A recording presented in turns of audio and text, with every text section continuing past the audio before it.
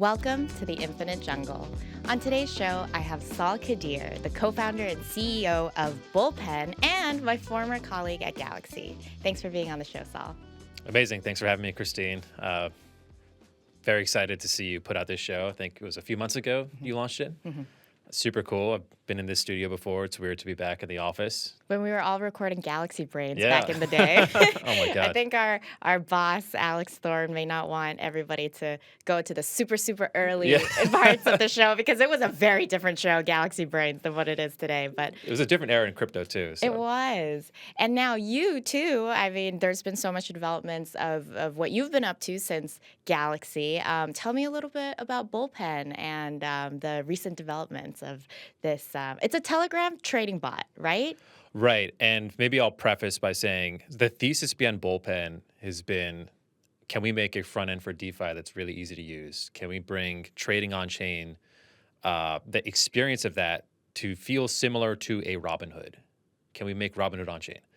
Those are the questions we've asked ourselves from the beginning. And so the first product, which we just opened up the beta for a couple weeks ago, is a Telegram trading bot that also has a Telegram mini app in it. And the response has been pretty overwhelming. People are already kind of anointing it as one of the coolest mini apps they've ever seen.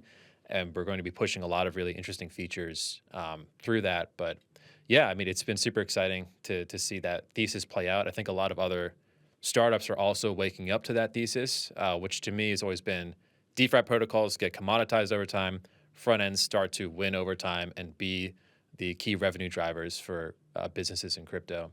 And so Bullpen is more of like a front end for decentralized finance app, and it's built for the Solana ecosystem. Is that right? Correct. Yeah, we're currently on Solana. We're exploring other ecosystems too. But Solana is where the action's happening. Solana is where people want to trade. It's where people want to onboard. If you look at even the numbers for regular wallets like Phantom, you know, it's regularly in the top 5. And this is a huge departure from perhaps last cycle where you saw more of the ETH wallets crack the top 10. Yeah. Let's talk a little bit about market cycles because right before we shot this pod, or like we started recording, you were saying how a lot of the dynamics of the market today, especially between the competition between Sol and ETH, is playing out exactly like how you thought it would. And so I want to elaborate on that. What do you mean by that? What are some key trends and changes that you're seeing in the industry that you expected?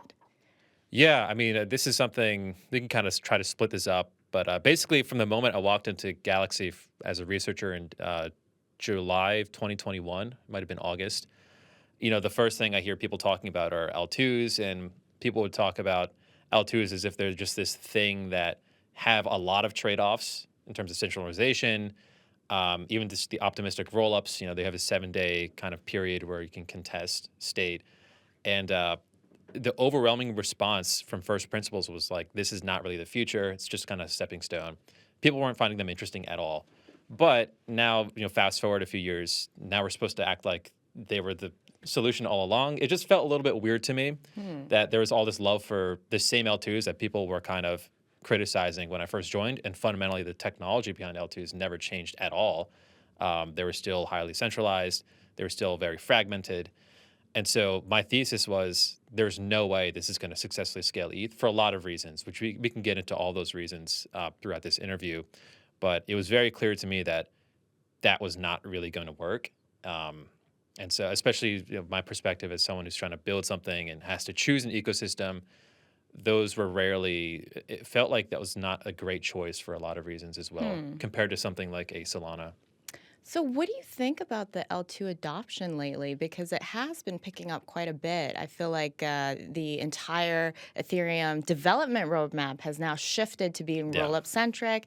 I think there's a lot more kind of support for rollups now, like you said, and lots of user activity. More so now, I think it's I always go to L2Beat, website that shows a lot of the activity is now dwarfing what's happening on Ethereum.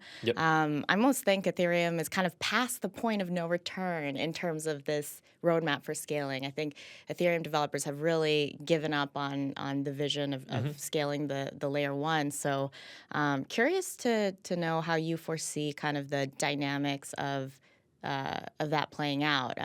There's a lot of questions around even how Solana, people who work in Solana and people who are very supportive of Solana, how they might view competition with Ethereum now, almost like because Ethereum is not trying to scale. Like, it's not trying to be Yeah. a general purpose blockchain anymore. It's trying to be a DA layer. Is the competitive lens in which you look at Ethereum's growth now shifting to all these L2s? Is it Solana versus L2s, or is it still Solana versus Ethereum in some ways? Or curious to know kind of how your thinking has changed there. Yeah, it's changed in a lot of ways. I think here's the thing: ETH doesn't actually do anything well, and so I don't see any reason why people would use it. Like I Bitcoin's mean, more more. people use it than Solana. I mean, it just depends on how you define usage. But I guess my point is, it's not that ultrasound, right? Bitcoin's ultrasound. It's you can't scale it, so you can kind of use an L2 if you want. But if you study what's happened yesterday, look, Vitalik's throwing his money at Mega ETH. That has nothing to do with base layer ETH besides it's EVM compatible. Monad, same story. It's a separate L1, has no direct ties to Ethereum other than they can borrow from the research on the EVM side. They can compile the contracts to Monad, but my point is like ETH, the asset, doesn't have any direct ties to what I think could scale the EVM landscape, which is these completely separate L1s that in fact look a lot more like Solana than anything else. That's the L2s. I don't think they're going to work because there's too many of them. So even if you have one that sort of scales, if you have assets on another, now VCs are funding this paradigm called chain abstraction, which is just yet another piece of infra sitting on infra that sort of it gets very complex very quickly. As a developer, like how on earth am I going to convince one to even understand what the difference between ETH on Arbitrum is versus Optimism versus Base? How do you communicate that to a user? It gets very hairy very quickly. The simpler solutions, let's start from scratch and build a scalable L1. That's why you saw Mega ETH's announcement make waves yesterday. That's why you see a lot of excitement for things like Monad, which probably have a better shot. That's what I consider to be real competitors to Solana is things like those versus the current approach we're supposed to use to scale Ethereum. I'm curious to know because I haven't looked much into this Mega ETH project, but are they, using Ethereum for settlement or DA? Is there a aspect of their technology that interfaces with the Ethereum protocol? As far as so, I did a little write up on it yesterday. As far as I understand, it's focused more on leveraging like parallelization, node specialization, which to me just sounds like using bigger nodes, right? Like Solana has been doing forever. Um, they're using the right words though to make it seem like something else. It actually just feels like another flavor of Monad in a lot of ways, where it's still EVM compatible, and so you don't lose all of the research and all of like the ecosystem around ETH and all of the code that's been written for Ethereum projects. But I do not believe there's any direct ties as far as DA or anything like that, Okay. because I don't think that is going to work. I'm not convinced that people care about that stuff, committing back. Because again, now you have a bunch of startups that they want to be a DA layer. So at what point can you just completely remove yourself from ETH? You can pretty much do that today. And in fact, a lot of startups have an incentive to have you move away from committing or using ETH as a DA layer. Yeah, I think there's a lot of cheaper DA layers out there for sure that make it easier for rollups from a more like revenue perspective to be able to use other DAs. But I think the advantage of Ethereum as a DA is because of Ethereum's established kind of decentralization and the fact that it has the most reliable uptime and a lot of the security, the economic security backing Ethereum. So there are definitely some features of Ethereum that position it well as a very definitely expensive DA, Yeah. but also secure one.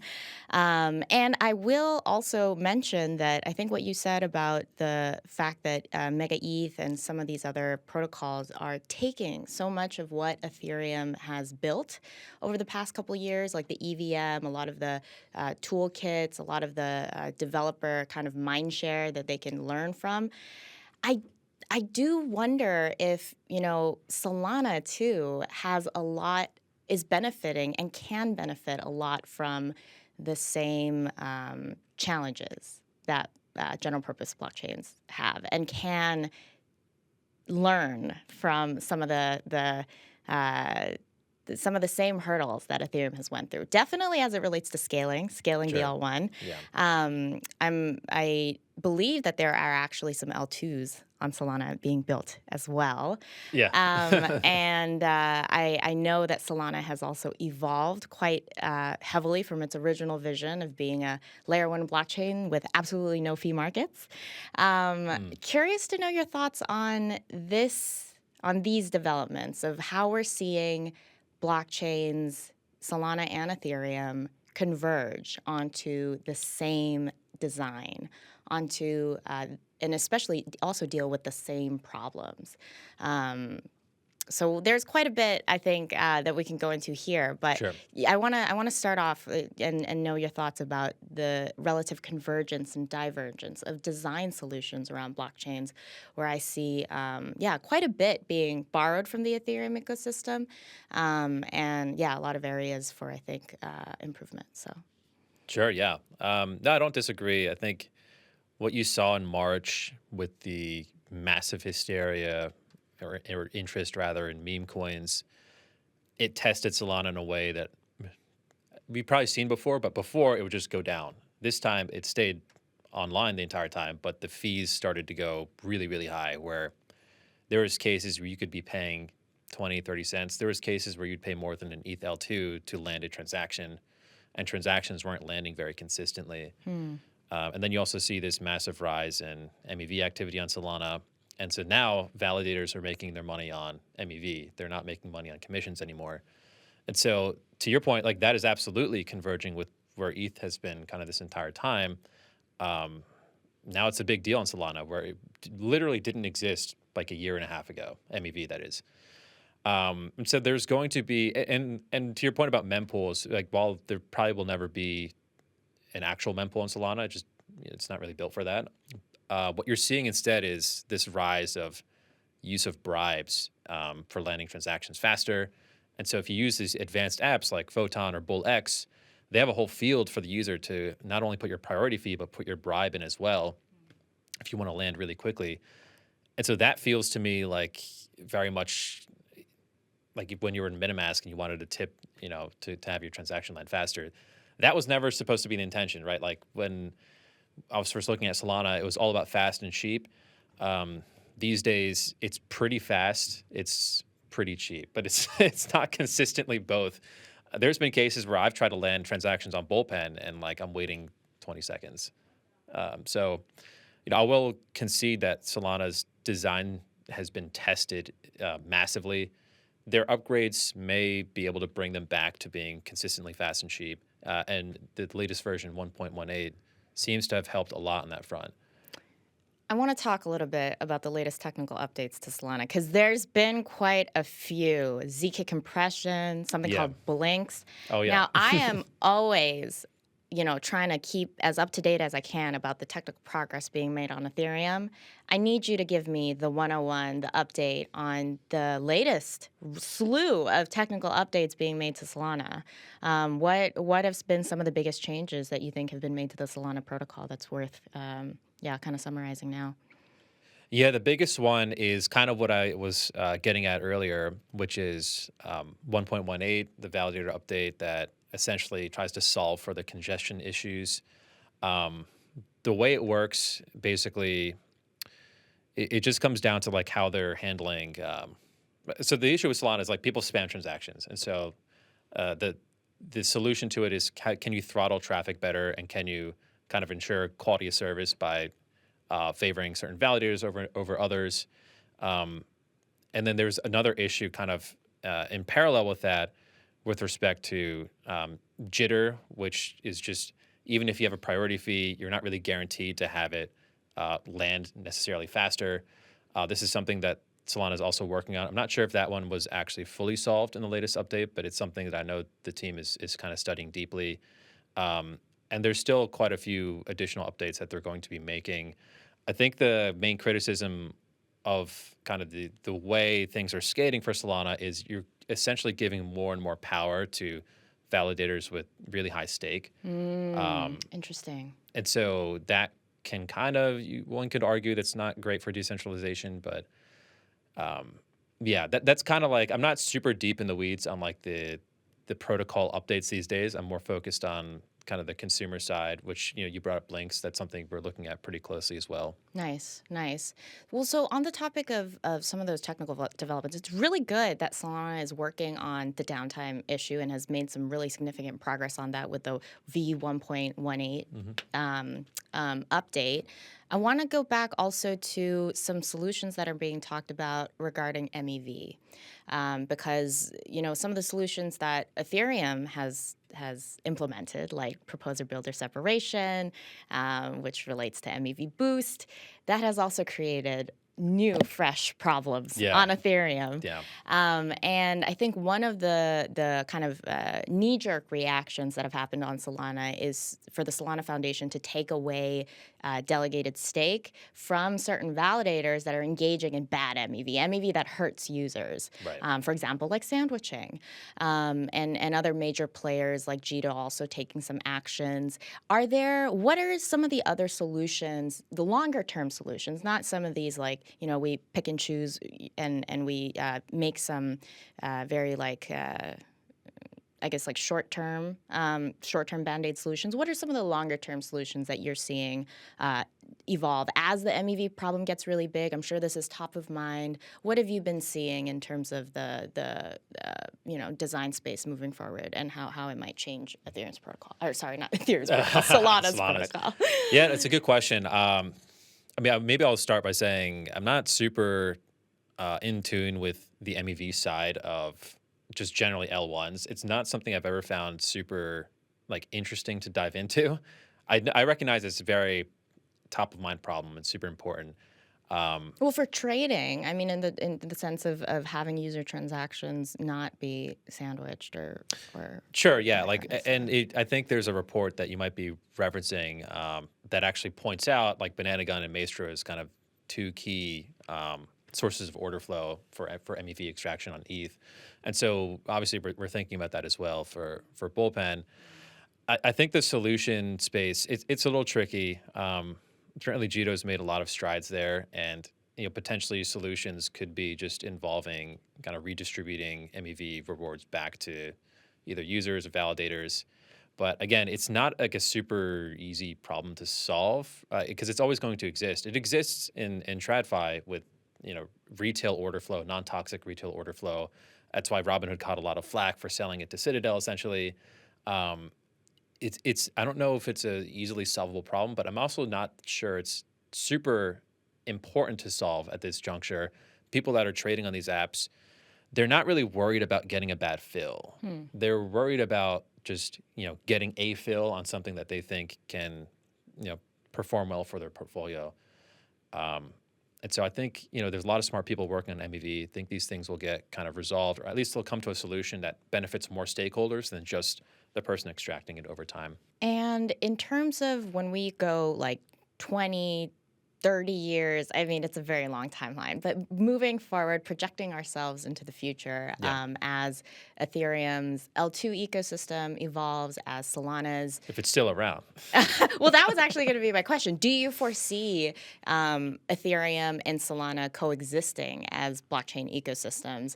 Of course, there's some very like joke takes of like, oh, well, Mm. Solana's going to become an L2 on Ethereum, and a Yeah. lot of joke takes of kind of what that future might look like. But seriously, I am curious to know kind of how you see the crypto landscape evolving in like more long term, like as solutions to MEV get built out, as more of the technologies that the updates that are happening on Solana also get realized and implemented.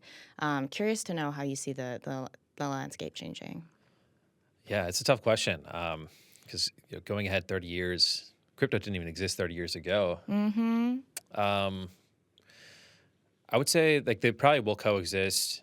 ETH has some tailwinds just with the massive amount of capital that's already been kind of deployed there.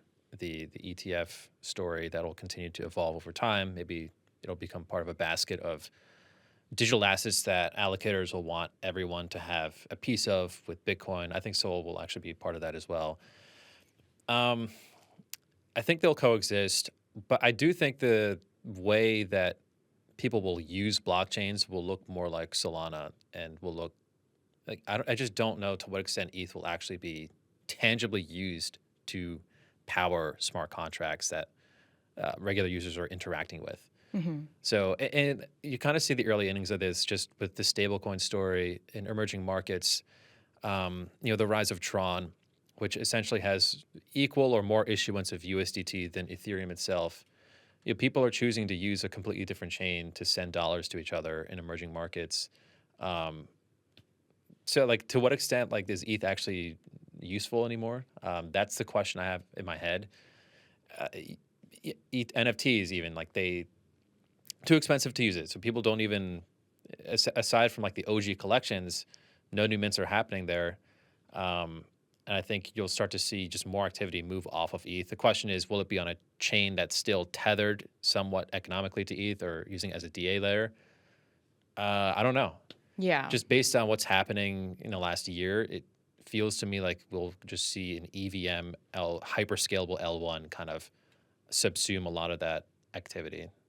I think that is one of the biggest questions of whether or not we're going to see more smart contract activity and issuance of major tokens and more user activity on various protocols, various Yeah. blockchains that pay to have some of their data finalized and settled on the Ethereum blockchain for security that might allow them to scale their execution of these smart contracts and of these transactions a lot more than they could if they also was a blockchain for data settlement and data finality. Right. But I think that is, I agree with you, that it's still to be determined.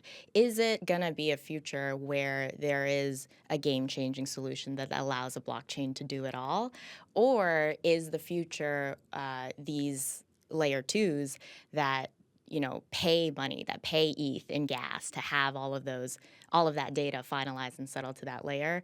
And in that future, or I guess, like, can that scaling vision for Ethereum be achieved faster in terms of adoption than the technological developments that may arise to make a blockchain so scalable that it does everything all at once? It's kind of like we wrote that paper together, the Hmm. blockchain layer one Yeah. on Yeah. Galaxy, and I'll link to it in our show notes of like that innovator's dilemma where Ethereum is trying to solve this scaling problem, but can they innovate that fast enough before competitors kind of catch up? I don't think they can. I think because if they could, they would. It's been what 3 years since that we even wrote that piece. It's just there's too much molasses. They're kind of too stuck in this current paradigm, which is that version of ETH just does not scale. And no matter how much complex stuff you throw on top of it, it is not going to out compete a fresh L1 that is built from first principles for scalability. But I gotta say, it has been years, and I don't see Solana having really beaten out Ethereum in much quite yet. It However, it there's has still a it possibility. it has. I mean, just look at there was times where DEX volumes on Solana flipped ETH. Pump Fund flips Uniswap regularly in terms of protocol revenue.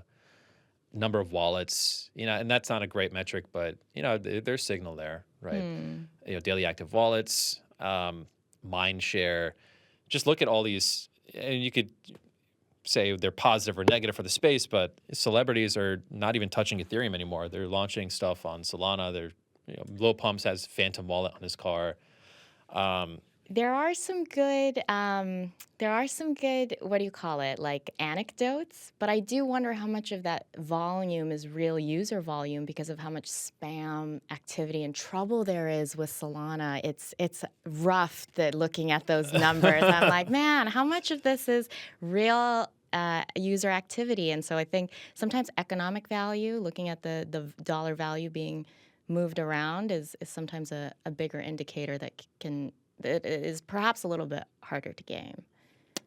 But that said, I yeah, mean, that can also be kind of pumped up in other it ways too. can. Yeah, But they're that. so not saying that that is the be all and end all Sure. indicator. Yeah. Um, but again, I think you just see a lot of people doing things on Solana that you just don't see. Now, I will say ETH has kind of succeeded or done more interesting experiments in the social. Time Not Fun and was an interesting experiment we saw last week. Friend Tech obviously is multiple times kind of captured some interest there. Base is compelling. I think there's reasons to be excited about it, even though it is kind of just a regular old L2. The on ramp is cool with Coinbase, and people are experimenting with that. And the fact that they won't have a token kind of aligns incentives in a unique way. Although we'll see if they ever decentralize the sequencer. Coinbase makes a lot of money on that. So I just don't. That was never really a vision I thought people in ETH would be comfortable with. Just one kind of company running an L2, but here we are, and they have interesting experiments being run on there. Yeah. So. James Prestwich, who I had on the show last week, he's made an interesting point that by doing the rollup-centric vision, Ethereum was essentially just exporting the difficult problem of scalability to a bunch of different players. So like Coinbase is an exchange, and they're going to scale and build this L2, but in a very centralized way. And then you have other folks, say like Scroll or I don't know, Tyco, that perhaps have different visions for the trade-offs made with scalability. But essentially that Ethereum is just allowing that innovation to take place elsewhere, and they as the base layer, or I guess really he was talking about the Ethereum Foundation, is kind of being more hands-off approach, which I thought was kind of an interesting way to look at it, and a lot of truth in that too. Okay, so one kind of last couple questions that I wanted to ask you, because you are so focused on the user end, on the end user, and you're building a product that people are literally like looking on their phones. And if you haven't already, subscribe to the Bullpen News Telegram chat, because it really does do a great summary of what's happening in the industry. Could you elaborate on certain interesting user-facing use cases for crypto that either you're seeing on Solana or maybe other chains that you think are going to really bring in the next wave of adoption? Because that's kind of the big question right now. We're still, I don't want to really say we're in a bull market quite yet. And usually during bull markets, you've got, we had the DeFi craze, DeFi summer, we had NFTs. A lot of people are talking about perhaps gaming or DePIN. Sure. What is the next major use case for crypto that you think is going to bring in a huge wave of crypto native adopters to this space? Yeah, I mean, we're kind of already seeing some early signals here, just with the massive amount of activity around pump fund, meme coins, speculation, speculative primitives. I think to a regular person outside of crypto, what being good at trading those tells you is you're in tune with pop culture. Because if you were early to some of these memes and you bought them, you would be up a lot. You even saw last night with the presidential debate, people are simultaneously kind of looking at what's happening on Pump Fund or Moonshot or what have you, and seeing is there any memeable moment here that I can capitalize on. That's what crypto does really well. It's permissionless ways to embed financial primitives wherever you're kind of interacting with. And even kind of in parallel with that, again, with the debates, you saw Polymarket just immediately kind of reflect live odds on what people are actually thinking is going to happen in November based on what they're watching. So to me, that's like one kind of vertical. It's just embedding speculative primitives inside of venues where you traditionally couldn't express a view or do anything with that. And that's super cool, and that's uniquely enabled by crypto. That's not something you could do in Web 2, which I think is an important differentiator. And then there was kind of like another sort of vertical, which is, again, we saw the inclinations of this in the last cycle, the whole play to earn kind of meta, which it has its problems, and a lot of it just has to do with incentive alignment. But that is interesting, and I think it's most interesting when it's applied to things that are hard to do with one entity, meaning data collection. So DePIN is one example of this. Hive Mapper, they have more up-to-date Google Maps than Google does, because thousands of people are earning tokens for essentially like helping real-time update mapping data. You can apply this to any sort of data collection. So whether it's sharing data on social media or kind of manually tagging data, that's really hard for one party to do. But if you incentivize it with tokens, it's really powerful and everyone benefits. That's pretty fascinating. I too have been thinking a lot about the next iteration of the play to earn. And we've talked about this even before when you were working on the gaming report. Hmm. And so I too am very excited to see the continuation of that. And it's cool to see some of these use cases, like you said, that crypto very uniquely enables. Exactly.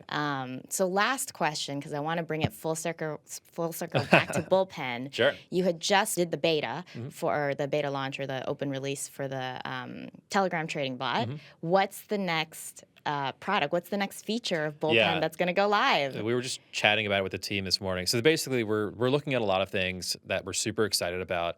But I think what we're going to hone in on, and without revealing too much, is definitely on kind of the social side of things, and uniquely enabled by Telegram, because there's already a lot of people using this app, and so that's kind of why we built it in Telegram, this first version of the product.